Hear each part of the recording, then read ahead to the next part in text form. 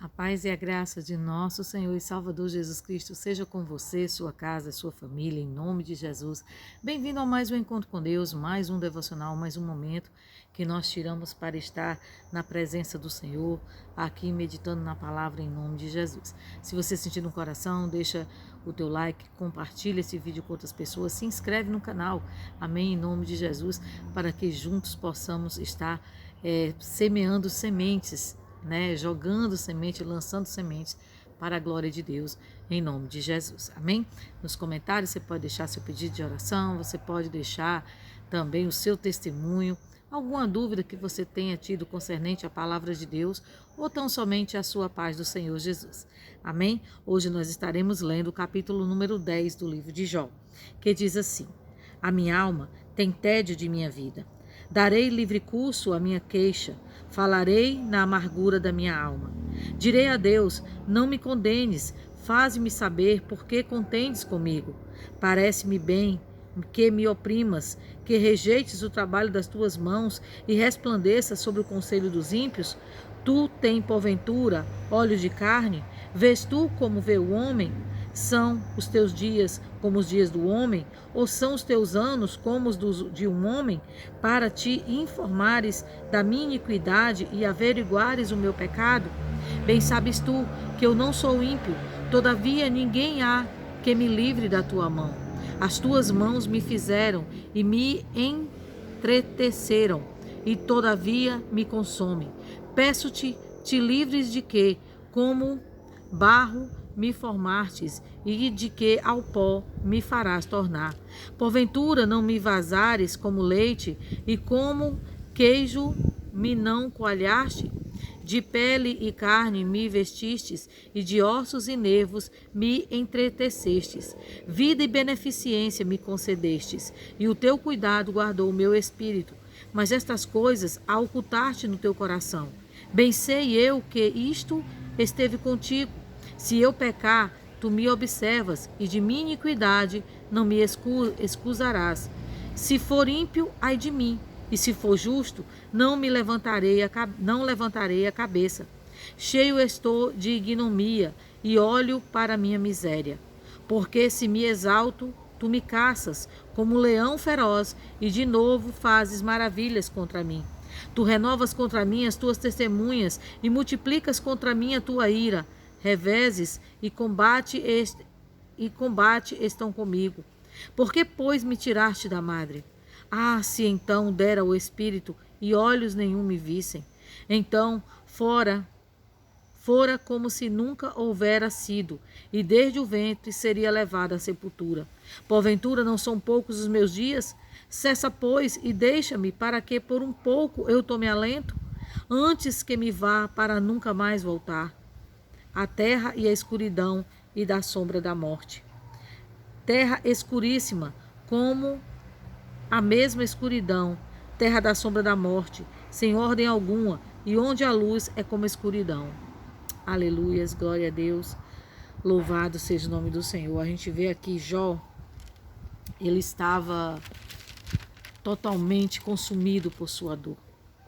Jó estava no momento debilitado totalmente. Ele começou a questionar de coisas que ele não entendia, porque ele não sabia, porque que ele tinha feito tudo certo, porque que ele tinha buscado a Deus, porque que tudo isso tinha acontecido sobre a vida dele. Meus irmãos, muitas vezes em nossas vidas não acontece exatamente como Jó, não digo assim, mas acontece algo bem parecido. Você está direitinho, você está buscando Deus, você está se rendendo à presença do Senhor, e de repente sobrevêm situações que geram dor, geram angústia, geram questionamentos no teu coração. Eu orei, eu busquei, por que Deus permitiu esse mal? Por que Deus permite tantos males na face da terra? Meus irmãos, nós temos que entender que tudo está debaixo do controle de Deus. Sim, está. Mas nós estamos cercados da maldade humana.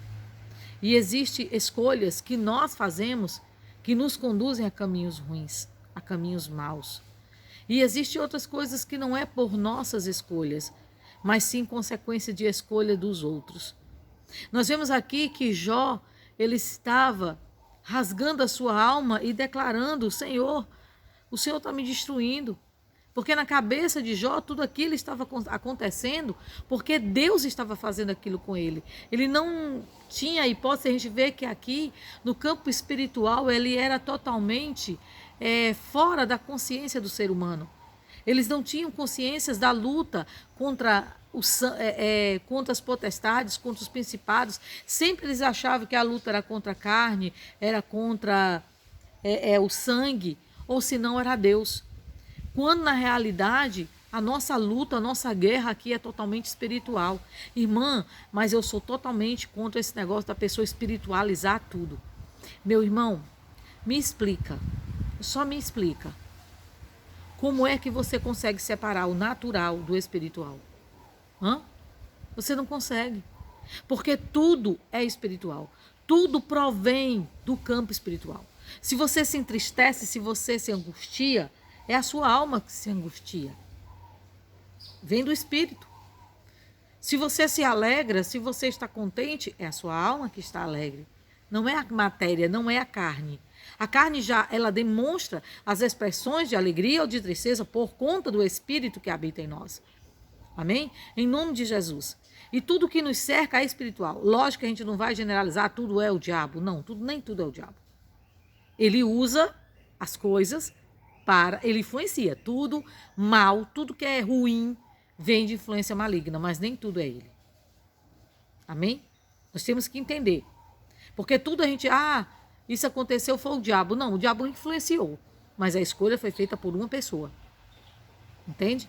Então, nós temos que entender que no campo espiritual, nós temos que ter discernimento para saber como e quando devemos lutar. As perdas, elas fazem parte da história do ser humano. Muitas vezes nós sobrevêm sobre nossas vidas guerras que a gente não explica. Não existe porquê. Parece assim que dá um grande nó na nossa mente. Por que Deus permitiu tudo isso? Por que Deus, mesmo eu buscando, mesmo eu adorando, mesmo eu com a vida no altar, nós temos testemunhos N de pessoas que têm a vida consagrada a Deus e mesmo assim passar por perdas. Irmã, então de que adianta servir a Deus? De que adianta se render a um Deus todo-poderoso que não pode fazer nada na hora da minha dor? É simples, meus irmãos. Muito simples. Servir a esse Deus todo-poderoso me garante uma eternidade. Servir a esse Deus todo-poderoso me garante a vitória final da guerra e não apenas de uma batalha. Servir a esse Deus todo-poderoso me garante ter, o certificado da vitória nas minhas mãos, embora as situações ruins aconteçam, e muitas vezes porque eu escolho, outras eu não escolho. Eu passo por dores que eu não escolho. Assim como Jó aqui não escolheu, ele estava fazendo tudo que era correto. Mas nós conhecemos aqui, nós percebemos através da fala de Jó que ele não conhecia Deus. Ele começou a dizer, Senhor, porventura tu é igual ao homem? Porventura tu é circunstancial? Né? E ali a gente vê algo maravilhoso quando Jó, ele declara, Aleluia, glória a Deus. Ele declara com o coração cheio de angústia que ele tinha consciência de que ele era a obra-prima da mão de Deus. Ele tinha consciência de que a vida dele tinha sido moldada e forjada por Deus. E por não entender a sua dor, ele começou a achar que Deus estava contra ele, quando na realidade Deus estava a favor dele. Muitas vezes em meio às guerras, em meio às dores, nós somos tentados a ter esse mesmo pensamento de que Deus ele não se importa, de que Deus ele tem coisa mais importante para fazer. Meu irmão, o que acontece de ruim na tua vida não quer dizer abandono de Deus. São provações, são momentos, desertos que nós passamos. É só você olhar na Bíblia Sagrada quanto exemplo de homens passaram por coisas ruins, mas que eles não questionaram a sua fé. Nós temos que buscar alento em Cristo. Em vez de você ficar questionando por que Deus fez isso comigo, questione o que eu posso aprender com essa situação. Sabe? Em vez de ficarmos nos levantando dizendo, Senhor, tira a minha vida, comece a declarar, Senhor, me dá, como eu posso dizer, consolo e fortaleza para eu vencer essa tribulação, para eu vencer essa adversidade. As lutas, as tempestades da nossa vida não vêm para nos destruir, não. Muitas vezes nós estamos caídos, sim, nós estamos sem buscar a Deus, nós estamos, e às vezes precisamos de um sacode de Deus, mas outras vezes você está buscando a Deus, você está fazendo exatamente o que é para ser feito, e mesmo assim os males acontecem. Sabe o que é que isso significa? Aleluias, louvado seja o nome do Senhor, que você precisa exercer tudo que você está fazendo. É por isso que você precisa de fé. É por isso que não adianta você querer lutar com pensamentos carnais. Foi o que Jó tentou fazer. Jó aqui tentou lutar com armas humanas.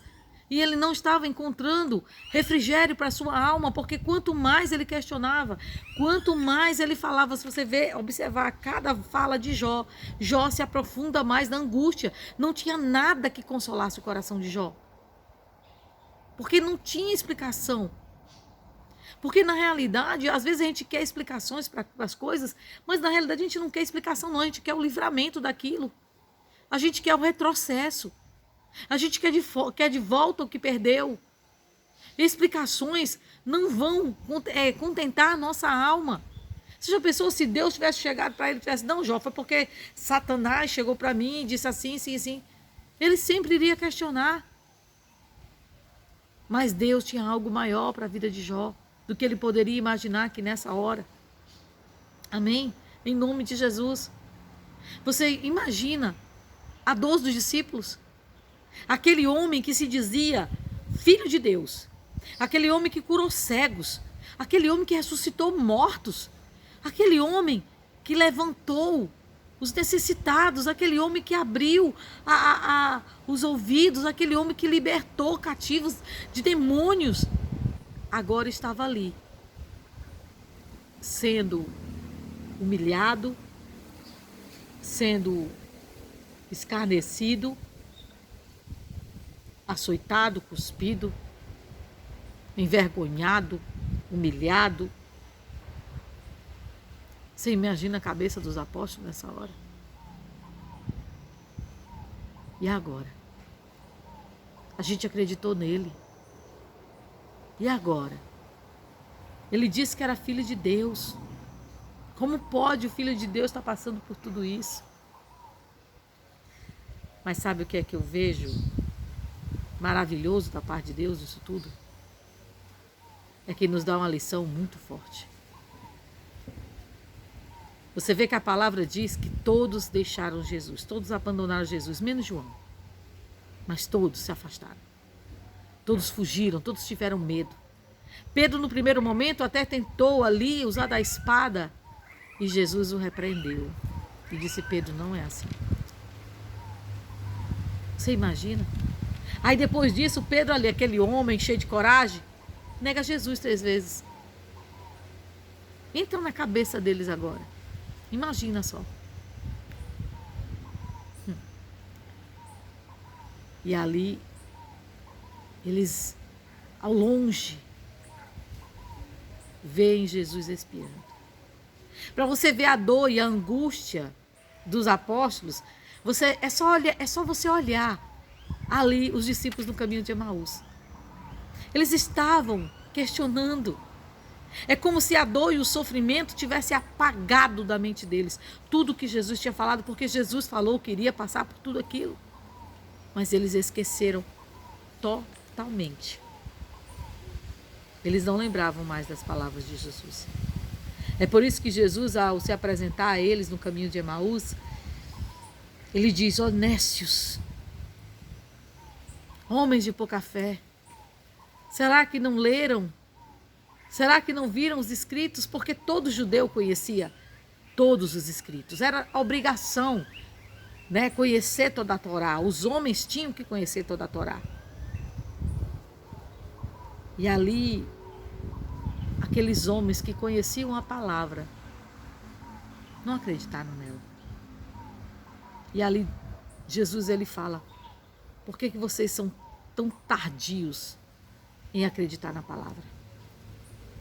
O Senhor ele disse para nós que no mundo a gente teria aflição, a gente teria perseguição, a gente teria guerra. Contempla os 11 apóstolos que ficaram, 12 com Paulo, porque Paulo basicamente substituiu Judas. Todos morreram. O único que morreu de morte natural foi João. Mas todos os outros foram perseguidos, foram mortos, passaram por sofrimentos, por calúnias. E hoje, se nós passamos por perdas, por situações que não queremos passar, nós muitas vezes abandonamos até a nossa fé. Ai, Deus não se importa, Deus não existe. Nossa, rapaz, eu vou dizer, você, quando abre a boca para dizer que Deus não existe, você está sendo a pessoa mais, entre aspas, cheia de fé que eu já conheci. Porque você está acreditando em nada. Você está acreditando que tudo veio do nada, que tudo é coincidência? Eita! Precisa de muita fé para acreditar nisso. Porque eu creio. Eu creio que eu sou obra-prima das mãos de Deus. E creio que a minha vida está na mão dele, como um vaso que está na mão dele. Às vezes esse vaso se quebra e não é culpa do oleiro. É culpa do vaso. Aleluia. Mas o oleiro não abandona o vaso. O oleiro ele não coloca o vaso de lado. O oleiro ele continua a trabalhar no vaso. Ele adorna o vaso, ele prepara o vaso, ele faz o vaso de novo. Muitas vezes nós não deixamos Deus nos fazer. Nós nos quebramos, deixamos os outros nos quebrar. Duvidamos do que Deus pode fazer na nossa vida. E começamos a achar que por causa de uma luta nós somos decretados a angústia ou sofrimento eterno. Meu irmão, o que Deus tem reservado para a tua vida é muito maior do que você pode imaginar. Aleluias, glória a Deus. Aqui quando você vê Jó, disse assim, que ele não poderia, porque se exaltar, porque Deus o caçaria como um leão faminto. Claro que Deus não é assim. Você já pensou se Deus fosse assim? Você já pensou se Deus tratasse o homem realmente como o homem merece? A palavra de Deus diz que as suas misericórdias se renovam a cada manhã. Essa é a razão de nós não sermos consumidos. Aleluias. Você tem que crer, você tem que acreditar na palavra de Deus. Jó aqui estava consumido pela dor. Jó tinha perdido seus filhos. Jó tinha perdido seus bens. Jó tinha perdido sua saúde.